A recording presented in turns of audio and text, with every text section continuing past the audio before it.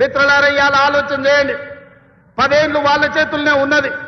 20 లక్షల కోట్లు చంద్రశేఖరరావు చేతికి వచ్చినాయి. 1,00,000 కోట్లు పెట్టి కట్టిన కాళేశ్వరం ఇవాళ కూలేశ్వరం అయిపోయింది. కట్టింది కూలింది 3 ఏళ్లలోనే అయిపోయింది. వెనకట్టెవడో బుద్ధిమంతుడంట పందిరేస్తే కుక్కతోక తలిగి కూలిపోయిందంట. చంద్రశేఖరరావు కట్టిన కాళేశ్వరం 3 ఏళ్లలో కూలేశ్వరం అయింది. నేను అడుగుతున్న ఇవాళ ఈడికి వచ్చిన వాళ్ళని ఇంజనీర్లను తెలంగాణ మేధావులను ఆలోచన చేయండి.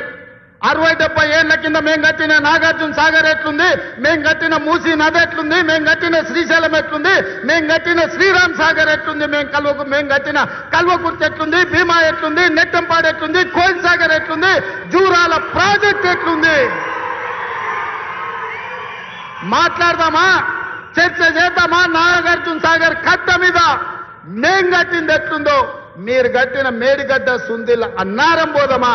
ఆడనే కూలిన కూలేశ్వరం కాడ మిమ్మల్ని ఉరి తీసిన తప్పు లేదు. మీరు కట్టుడు 1,00,000 కోట్లు మింగి తెలంగాణ ధనాన్ని దోసుకుని ఇవాళ 3 అడుగులైన ఆనాడు ఎట్లుండే ఈనాడు ఎట్లున్నాడో మీరు ఒక్కసారి ఆలోచన చెయ్యండి. ఆనాడు గంజి కష్టం ఉన్న 3 అడుగులైన ఇవాళ బెంజ్ కార్లలో తిరుగుతుండే ఎక్కడి నుంచి వచ్చినాయో మీరు ఒక్కసారి ఆలోచన చేయండి. ఇవాళ మీరు మమ్మల్ని పని చేయలేదంటారా?